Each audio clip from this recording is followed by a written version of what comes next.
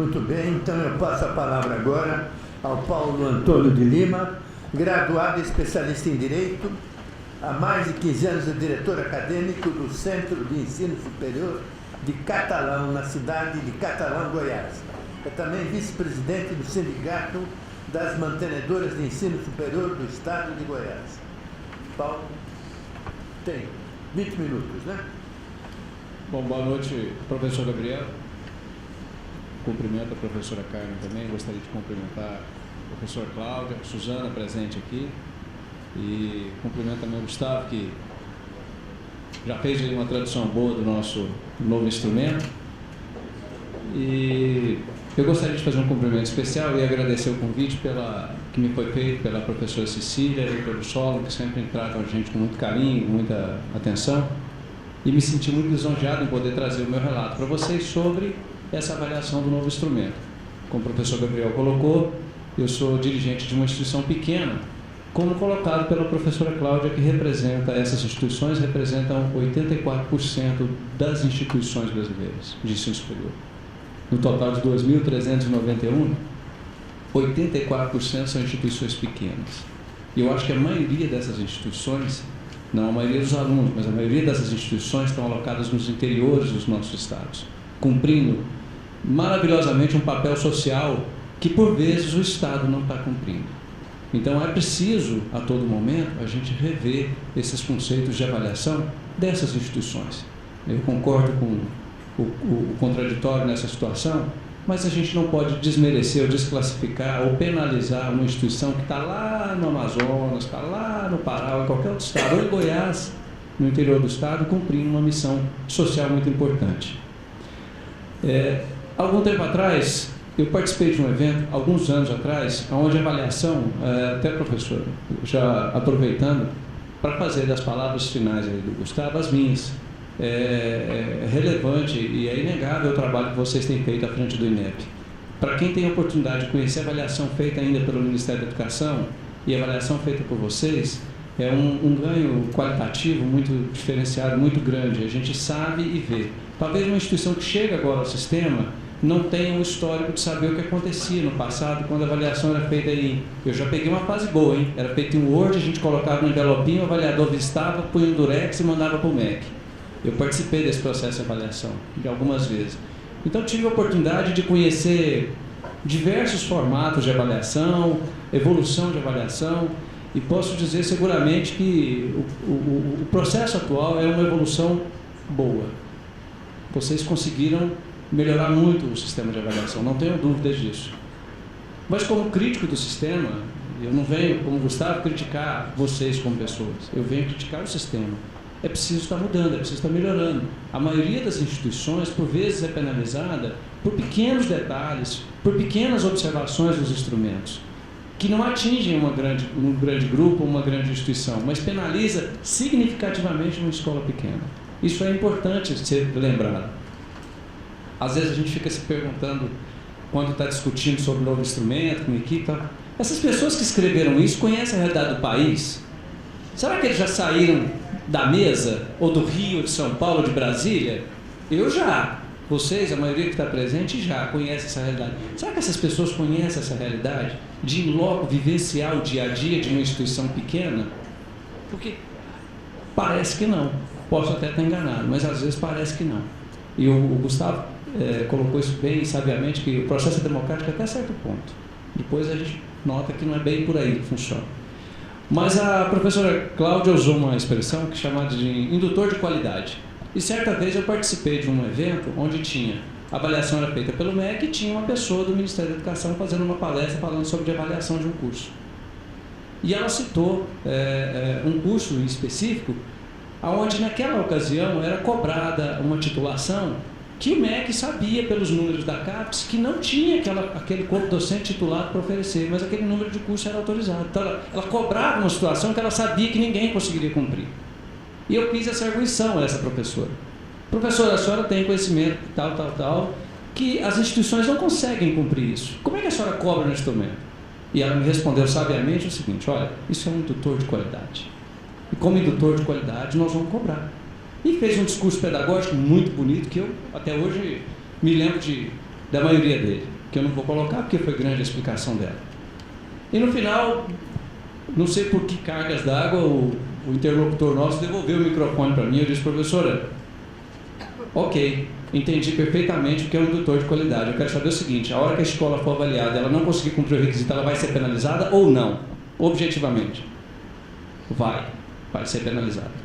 Então, indutor de qualidade é uma coisa assim que me preocupa, porque eu coloco o indutor de qualidade, mas se a escola, eu estou dizendo que é uma regra que a ser alcançada, mas se a escola não conseguir cumprir, ela vai ser penalizada? Sim, vai ser penalizada. Então, esse é um item que a gente precisa estar sempre atento.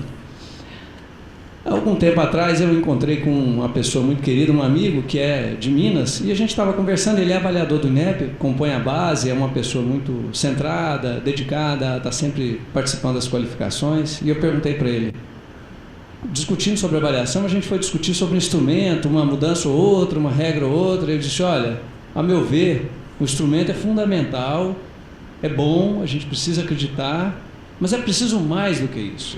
É preciso conhecer a alma da escola. É preciso que você saiba se a escola tem um propósito sério. Existem instituições que não são sérias e que conseguem cumprir o instrumento. Existem instituições muito boas que cumprem muito um papel social no interior de um estado e que às vezes não consegue cumprir o instrumento, e ela é penalizada, porque às vezes ela recebe um aluno mal formado pelo setor público, ela vem com um aluno que ela tira do cabo da enxada, e essa instituição não é colocada num nível de discussão na hora de tratar um instrumento. É preciso avaliar. Você quer se a avaliação tem caráter punitivo ou de orientação? É preciso cumprir tudo isso. Eu sei que a professora Cláudia tem todos os argumentos para combater isso, através de prazos, de medidas, e eu concordo com ela. Mas na prática, nós que vivemos a educação em instituições pequenas, como é o meu caso, que dirijo uma instituição, a gente sabe que não é bem assim que funciona. A gente sabe que as coisas às vezes não acontecem do jeito que a gente escuta num evento como este aqui. Então é preciso que essas autoridades, como tem aqui presente hoje a professora Cláudia, que escutem esse ponto de vista, que às vezes é diferente, para levar em consideração na hora de discutir, na hora de formular um novo instrumento, na hora de discutir com uma equipe. Nós todos cumprimos prazos. O Gustavo falou aqui da CTA. Quem teve experiência com CTA não é só a questão de saber, poder participar de uma das reuniões da CTA. É cumprir prazo também. Relatório cai. Se a instituição hoje ela tem que tomar cuidado se ela vai impugnar o relatório. Se ela impugnar o relatório, quando vai ser julgado? A gente não sabe. Nós temos prazo para cumprir. Para preencher o formulário eletrônico, você tem prazo para isso, tem prazo para aquilo. E o contrário? Como é que fica? CTA tem prazo? Ela é transparente? Você pode saber quem está julgando o processo? Você pode ir lá participar? Não pode. Então é preciso tomar cuidado na hora de impugnar um relatório. Porque se você ligar no INEP, não, você está errado impugnando, mas se você impugnar, você atrasa uma autorização de um curso por um ano e meio. Numa instituição pequena no interior, faz toda a diferença. Mas faz toda a diferença. Faz toda a diferença. Então, são fatos que a gente está sempre que é possível, colocando. Gente, as instituições pequenas, reafirmo, representam 84% das instituições brasileiras. Será que nós vivemos uma expressão, professor Cláudio, me perdoe o português, mas eu ouvi num evento, salvo engano, foi aqui na BMS, que por vezes nós vemos o rabo abanando o cachorro? Será que é isso? Acho que cabe aí uma reflexão. As escolas pequenas têm sofrido muitas vezes, eu não posso dizer de outra forma, ainda que com o melhoramento, com as conquistas que os instrumentos de avaliação têm sido colocados pelo INEP, eu repito, viu, professora Suzana? Eu participo de alguns eventos que você também participa, e eu sei do esforço que vocês têm feito. Até estava comentando que faltou o trio aqui, a Sueli não veio, né? Mas é preciso evoluir o processo para olhar, ter um olhar também com as instituições que às vezes não estão alocadas num grande centro e não conseguem ter as facilidades que o instrumento pede para uma instituição que está localizada numa cidade grande. Bem, fui convidado para fazer uma avaliação sobre o instrumento e não podia fazer diferente. A professora Gislaine também não pôde estar presente, ela, não por esse motivo, mas ela tinha me enviado, a gente tinha combinado de discutir para evitar questionamentos iguais, então ela tinha me enviado o questionário que ela ia abordar, mas inevitavelmente a avaliação feita pelo Gustavo, a avaliação que nós fizemos, a avaliação feita pela Gislane é muito próxima, os itens são os mesmos, a discussão é a mesma, com um detalhe ou outro, com um enfoque ou outro, é a mesma coisa. E, não fazendo diferente, eu coloquei alguns questionamentos, como instituição pequena, que eu acho que deveriam ser questionados. Eu observei que no item 3 dos requisitos legais, lá ele trata de atendido ou não atendido a questão da cultura afro-indígena, da indígena, da étnico-racial. Mas no item 1.6 também tem lá a composição dos quesitos de 1 a 5, de qual é o grau de comprometimento e de divulgação disso pelas instituições. Então, ao meu ver, ficou duplicada essa informação. A questão autista é uma questão que vem preocupar as instituições, porque a gente foi basear todo o instrumento, toda essa questão do autista nessa nova modalidade. Eu já ouvi a Suzana falando em outros eventos: olha, gente, acessibilidade não é rampa e cadeira, não. Acessibilidade é muito mais. Nós estamos contratando uma consultora que está fazendo um levantamento bem fundamentado de o que é acessibilidade. Eu vi ela falando isso há uns 2 anos atrás, falei: isso aí vai demorar. Chegou. Falou, chegou. Pois bem, a lei número 12.764, que prevê a questão do autista, ela tem uma informação, um parágrafo único lá no artigo 2º que me deixou assim, sem entender, que ela diz o seguinte: da possibilidade de realização de convênio entre instituições públicas e privadas. Ou seja, a instituição tem a obrigação de cumprir e de receber o aluno autista, caso ele procure. Mas ela pode realizar um convênio com um órgão público para isso, para dar todo esse atendimento, se não tiver condição de fazê-lo. Como é que vai ser avaliado no instrumento? Como é que vai ser atendido no instrumento se não for feito pela instituição e sim através de um convênio?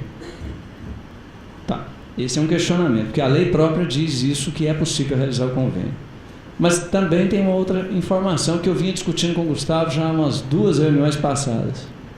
No caso do autista, chegar numa instituição pequena, uma instituição de 300 alunos, 500 alunos, e ele procurar um curso e se matricular, enfim, para participar do processo seletivo e vir a fazer parte do corpo discente. É uma condição de acessibilidade, a escola tem que promover todas as condições para recebê-lo. Quem paga essa conta?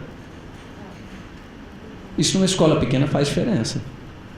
Porque você tem que contratar uma pessoa especializada, você tem que, por vezes, ter equipamentos diferenciados, você tem que ter um acompanhamento durante todo o período que esse aluno está na escola.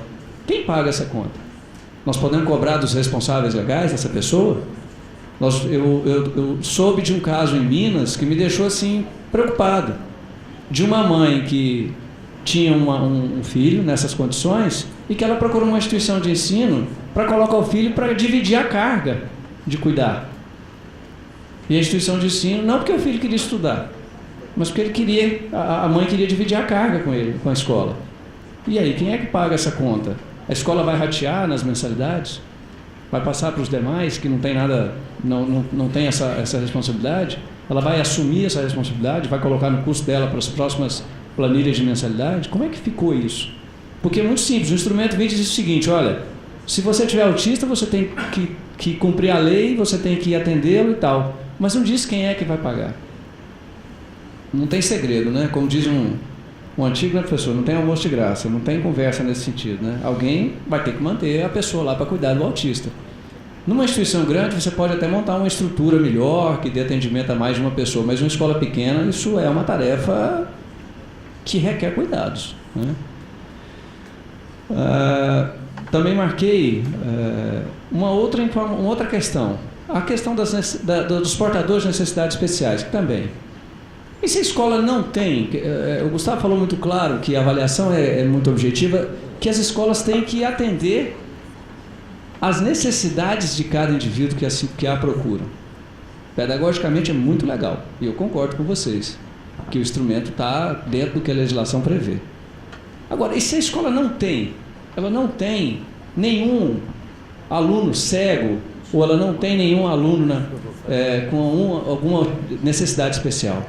Vem uma avaliação de reconhecimento ou de autorização. E o instrumento consta essa informação. Ela vai ser penalizada por isso se ela não tem, ou ela, independente de não ter o aluno, elas têm que estar preparadas. E preparada para qual necessidade? Porque a informação que nós vemos é que nós temos que nos preparar para a necessidade que cada aluno tenha. Nós vamos ter que nos preparar para qual? Se o aluno chega e diz, olha, eu sou deficiente visual, ok, eu tenho que me preparar para isso. E se eu não tenho um aluno deficiente visual, eu tenho que ter a escola toda preparada? Os custos disso, o Gustavo sabe, são enormes para manter. Impressora em braille e outras coisas. Isso nós estamos falando de uma necessidade. Então, para quem está num grande centro, numa escola com 40 mil, 50 mil alunos, uma situação dessa talvez não impacte tanto quanto numa escola com menos de 1.000 alunos. E que nós não chegamos a decifrar esse número de 84% com a faixa de cada escola, mas se fizéssemos nós teríamos essa informação. E como último questionamento eu colocaria também a regra do CST, Curso Superior de Tecnologia. Criar a regra de o professor ter experiência no ensino básico. Por que essa regra, né? O Gustavo falou muito bem aí que não dá para entender se foi feito por causa dos institutos federais, quer dizer, a maioria dos cursos não estão nos institutos federais. Essa regra, a meu ver, precisaria ser revista. Então, eu coloco alguns questionamentos que precisariam da gente ter algumas reflexões e algumas observações que impactam diretamente nas instituições de ensino superior, principalmente nas pequenas. Constantemente, quem vive numa instituição de ensino pequena convive com todos os problemas da escola no dia a dia, com o PPC, com o PDI, com um problema do aluno, enfim, o dia a dia de uma escola ela não é segmentada como numa grande ES, ela é bem focada e nós participamos de tudo. E aí, essa mesma equipe que cuida dessa gestão, ela tem que tratar, muitas vezes, da captação, né, do processo seletivo, ela tem que tratar da avaliação de autorização, ou de uma avaliação de reconhecimento, ou de renovação, ou institucional. Ela tem que participar desses processos, porque isso faz toda uma diferença. Ela participa dos problemas judiciais que todas as instituições vivem constantemente com o aluno ou com outro problema, e que, né, faz parte da rotina de uma instituição, e ela tem que participar da regulação também, que é participar das regras que o MEC coloca, do censo, do INEP, de uma avaliação, do instrumento, de uma mudança, de uma nova informação que aparece. E aí fica a pergunta, que hora que a gente tem tempo para planejar a educação das nossas escolas? Se nós estamos o tempo inteiro focados em instrumento, regulação, mercado, nós precisamos estar atentos ao mercado, captação de alunos, porque senão a escola não sobrevive, ela vive disso, né? Então é uma questão que nas escolas pequenas, quem vive essa realidade sabe o que eu estou falando. Bom, professor, essas são as minhas considerações sobre o novo instrumento. Eu procurei colocar poucos itens, cheguei aqui a 5 itens só, e tomei a liberdade, embora não tenha sido autorizado, viu, professora, pela professora Gislaine, mas a gente estava tentando combinar que evitássemos os questionamentos iguais, então ela me passou o questionamento dela. Eu gostaria de fazer a leitura, se a senhora quisesse atentar a algum detalhe para poder discutir depois, mas basicamente os questionamentos que ela coloca não são diferentes do que eu apresentei também, do que o Gustavo apresentou, até um pouco mais. E um deles ela diz o seguinte: há informações detalhadas sobre o curso que nortearão a comissão quanto ao perfil do curso. O ideal é que houvesse um sistema que compartilhasse as informações para evitar a necessidade de novo registro. Eu acredito que ela esteja falando da contextualização. Na síntese preliminar, a letra B orienta o avaliador a realçar se há divergências no endereço da visita com o endereço da ofício da designação. Portaria normativa 40 e artigo e tal. A avaliação em loco deverá ocorrer no endereço constante do processo eletrônico de solicitação do ato autorizativo. Ela põe ainda que nas instruções para o preenchimento, no item de contextualização do curso, na letra O, a composição, titulação, regime de trabalho e permanência sem interrupção dos integrantes do NDE, não é considerado que a resolução CONAS número 1, do artigo 3º, estabelece que as IES devem assegurar estratégia de renovação parcial dos integrantes do NDE. Essa é uma sugestão de revisão da orientação. As questões que apareciam apenas nos requisitos legais são inseridas nos indicadores. Esse foi o exemplo que eu dei. a abordagem de conteúdos pertinentes à educação ambiental, direitos humanos, educação, relações étnico-raciais, ensino afro-brasileiro aparecem ainda no item 1.6 e também nos requisitos legais.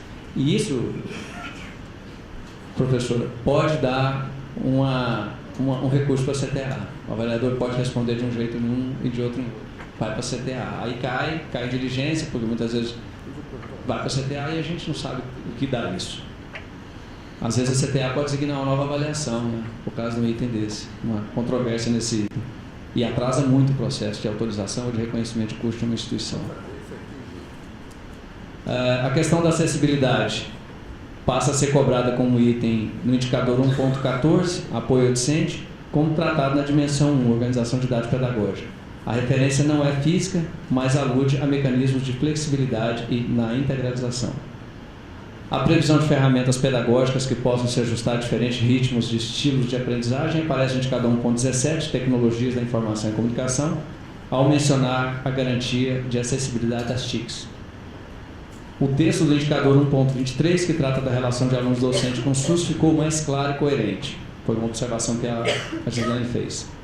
O texto do indicador 2.1, referente ao NDE, mantém um equívoco. O NDE não pode ter status de previsto e ter participação na concepção do PPC. O problema está na resolução CONAS número 1. No indicador 2.10, a experiência da educação básica foi incluída como obrigatória nos cursos superiores de tecnologia. É a mesma observação que eu fiz, é a mesma observação que o Gustavo fez também. Senhores, essas eram as minhas considerações, eu espero ter podido contribuir e dizer a vocês que eu faço parte desses 84% dirigindo uma instituição no interior do estado, uma instituição pequena, e participo e compartilho com vocês dia a dia todas as experiências que uma avaliação traz para nós. Não existe uma avaliação igual a outra. Por mais que o INEP tente fazer a qualificação dos seus avaliadores, a gente sabe que por vezes o avaliador toma uma postura um tanto quanto diferente da recomendada pelo INEP.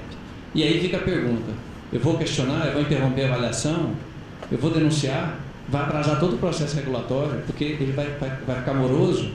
Então, por vezes, a gente acaba deixando passar. Aqueles questionamentos que nós respondíamos no final da avaliação, fica a questão: o avaliador chegou no horário? Ele foi cordial? É uma questão que a gente precisa, né, não pode deixar de trazer para um evento como esse, para apresentar para a professora Cláudia levar em consideração para as próximas avaliações. Enfim, eu gostaria de parabenizar vocês pela mudança do instrumento, ainda que com um detalhe ou outro, mas dizer para vocês que quem participou de processos antigos e participa agora sabe da evolução que aconteceu nesse instrumento. Depois que veio para o INEP, melhorou bastante, as regras são mais claras, mas ainda há alguns detalhes que eu considero que poderiam ser mudados. Mas, de qualquer forma, eu gostaria de parabenizar. E sentindo falta da professora Sueli, né? Como a gente pode dizer, trio parada dura, né? Cláudia, Suzana e Sueli. Gente, muito obrigado a todos, espero ter podido contribuir. Obrigado, professor Gabriel.